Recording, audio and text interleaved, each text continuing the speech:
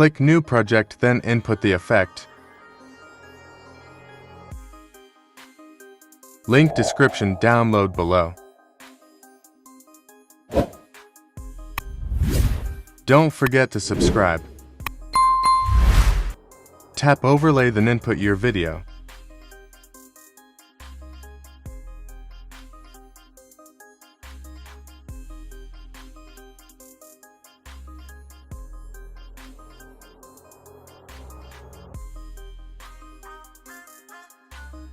Tap your video, then go to Cutout, then select Remove Background.